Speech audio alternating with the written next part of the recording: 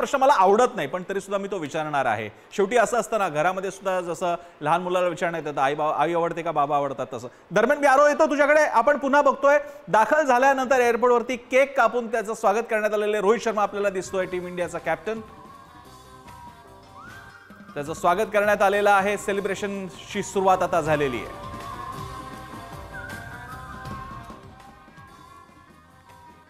मी पुन्हा एकदा आरोकडे जाईन. आरो, या टीम इंडियाच्या बाबतीत बोलत असताना तुला काय वैशिष्ट्य जाणवतात? तू 2007चा T20 वर्ल्ड कप जिंकला तेही पाहतोय आणि आताचा 17 वर्षानंतरची टीम इंडिया पाहतोय. रोहित शर्मा यावेळी कॅप्टन आहे आणि आता इथले 2 जण तर T20 फॉर्मॅटमधून रिटायरमेंट घेतात. काय तुझ्या भावना आहेत त्यांच्या बाबतीत? मला वाटतं 2007 आणि आज 17 वर्षानंतर इतकी 17 वर्ष कन्सिस्टंटली आपण ती टीम तितक्याच मी म्हणेन की कॅलिबरची ठेवलेली आहे. म्हणजे आपले प्लेयर्स तुम्ही बघितले तर आजही तितकेच ताकदीचे आणि तोडीचे आहेत जे आपले 17 वर्षापूर्वी होते. तर मला वाटतं हा एक इंडियन क्रिकेटसाठी आणि आपल्या टीमसाठी खूप कौतुकास्पद बाब आहे की आजही आपले प्लेयर म्हणजे जगातला सर्वोत्तम बॉलर इंडियाचा आहे. मला वाटतं टॉप 10 मधले एक 4-5 बॅट्समन आपले असतील. तर मला वाटतं ही जी क्रिकेटर्सची जी पोत आहे आणि जे टॅलेंट आपल्याकडे जोपासलं जाते आणि जी टीम आपली आजही मी म्हणेन की जगातल्या टॉप टीम्स मध्ये गिनली जाते. तर मला वाटतं हे करण्यासाठी जी मी म्हणेन की कोच, सिलेक्टर्स, BCCI त्याच्याबरोबरच आपली टीमचे captains, mentors, seniors, alumni, I think सगळ्यांचा ह्याच्यात हातभार आहे. तर वैशिष्ट्य मला हेच वाटतं ह्या पर्टिक्युलर टीमचं म्हणशील तर बुमराची बॉलिंग 100%. म्हणजे मला वाटतं he is an asset to the team.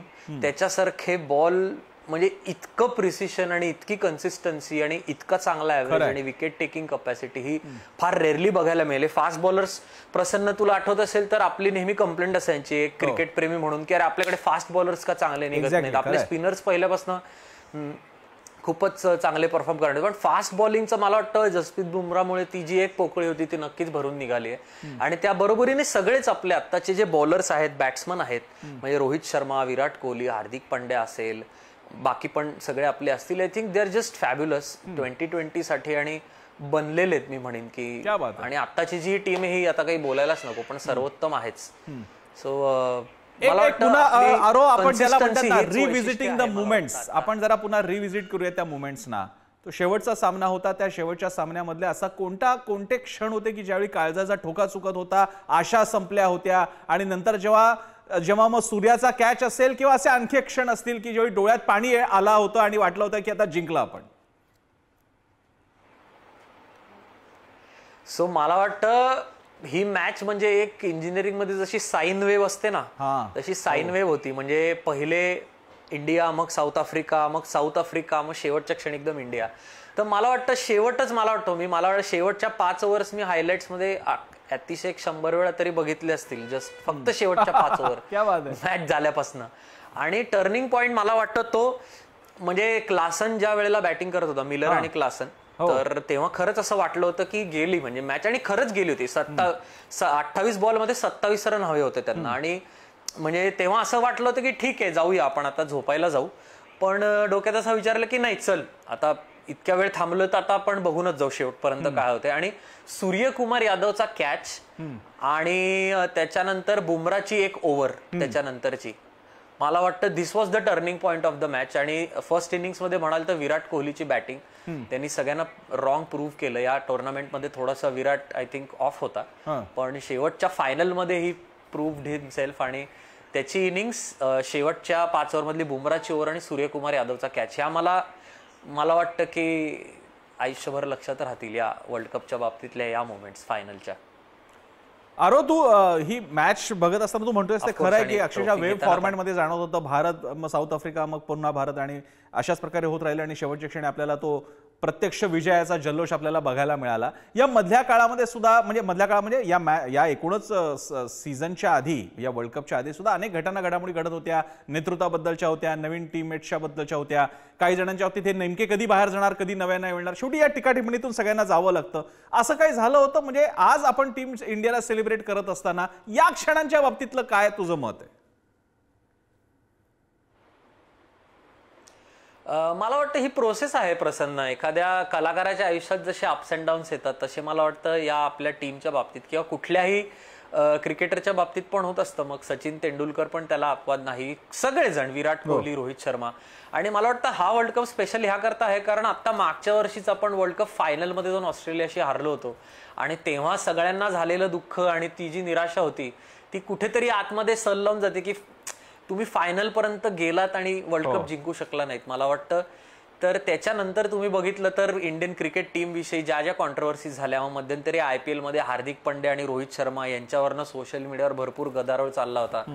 मला वाटतं ह्या सगळ्या गोष्टी बोलायच्या आणि परसेप्शनच्या असतात, पण एक टीम म्हणून नेहमी, आणि मला वाटतं ह्याच्यामध्ये आपले कोच, सिलेक्टर्स, परत टीमचे कॅप्टन आणि प्लेयर्स स्वतः, की ह्या सगळ्या गोष्टी बाजूला ठेवून फक्त आपल्या गेमवर फोकस करणं हे खूप अवघड आहे. त्यांनी ते केलं 100%. आणि तुम्ही बघितलं तर 8 महिन्यात आपल्याला हा रिझल्ट बघायला मिळालेला आहे. आरो अगदी 100% खरं. आरो तू आपल्यासोबत राज, माझ्यासोबत माझा सहकारी अजय माने सुद्धा जॉईन होतोय. सध्या फील्डवरनं ज्या ठिकाणी सेलिब्रेशन चालू आहे तिकडून आपल्यासोबत आहेत. अजय, तू या क्षणी कुठे आहेस आणि काय अपडेट्स आहेत?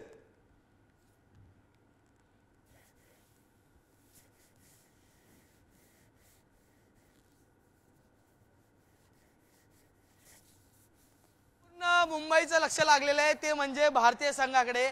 भारतीय संघ काही वेळातच आता मरीन लाईन्सवर येणार आहे. तिकडून विजय रथ जो आहे तो वानखेडेपर्यंत चालणार आहे. मी सध्या मरीन लाईनच्या समुद्र किनारच्या रस्त्याला आहे, नरिमन पॉइंटच्या साईडला.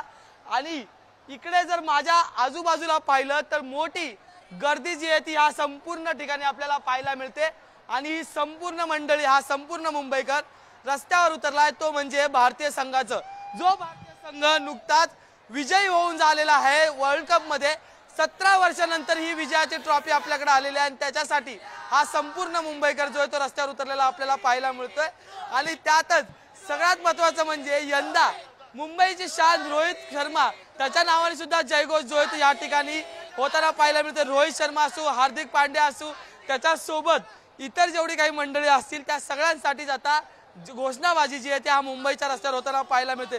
लहान लहान मुलांना सुद्धा घेऊन ही सगळी मंडळी या ठिकाणी आलेली पाहायला मिळते.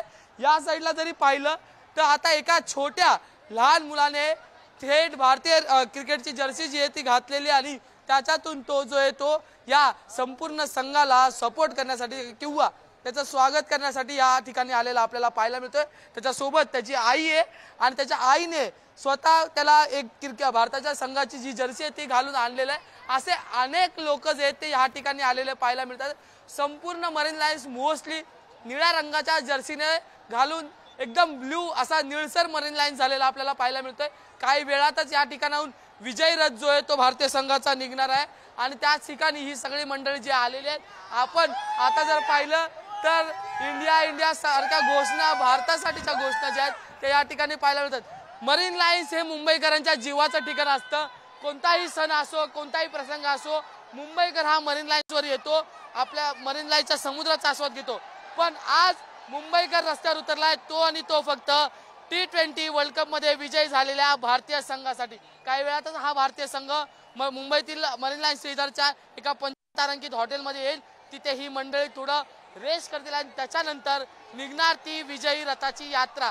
आणि ही विजयी रथाची यात्रा मुंबईतल्या सगळ्यात महत्त्वाचं ठिकाण, मुंबईकरांच्या सगळ्यात आवडीचं ठिकाण म्हणजे मरीन लाईन्स वरून निघणार आहे आणि त्याच्यानंतर थेट वानखेडेला जाणार. लहान मुलं असू की मोठे असू, तरुण पिढी, महिला, वृद्ध, आज सगळेजण जे आहेत ते या ठिकाणी मुंबई इंडियन्ससाठी, मुंबईसाठी, भारतीय संघासाठी आलेले आपल्याला पाहायला मिळतं. हा जयघोष, हा उत्साह सकाळी 8 वाजल्यापासून असाच जोरदार जल्लोष जो आहे या संपूर्ण मरीन लाईनच्या रस्त्याला उभा आहे. प्रत्येक जणाच्या तोंडावर, चेहऱ्यावर जे आहे ते एक आनंदाचं वातावरण आहे, एक आपुलकीचं वातावरण आहे. आणि हा प्रत्येक जण आपल्या भारतीय संघाला शुभेच्छा देण्यासाठी, भारतीय संघाला भेटण्यासाठी या ठिकाणी आलेला लहान लेकरं असतील, महिला असतील, तरुणी असतील, तरुण असतील, युवा असतील, ही सगळीच मंडळी आज आपण जर पाहिलं तर रोहित शर्मा फॅन्स फॉलोइंग यंदा जास्त आहे. अजय, आपण सगळेच फॉलो करतोय आणि आपण सगळेच फॉलोअर्स आहोत आणि फॅन्स आहोत. अजय, आपण थोडंसं इकडे मी थांबवतोय तुला, मात्र तुझ्या इतका जोश माझ्यात सुद्धा आणि माझी सुद्धा इच्छा, आता आवडलं असतं मला तुझ्यासोबत इकडे रिपोर्टिंग फील्डवरती करायला, पण मी स्टुडिओमध्ये आहे. पण अजय, तू राहत आपल्यासोबत. दरम्यान आपल्यासोबत आरोह वेलणकर सुद्धा होता, प्रसिद्ध अभिनेता, रेगे फेम अभिनेता आणि स्वतः ॲव्हिड क्रिकेट प्रेमी असलेला आरोह. खूप धन्यवाद पुढारी न्यूज बरोबर सहभागी झाल्यासाठी.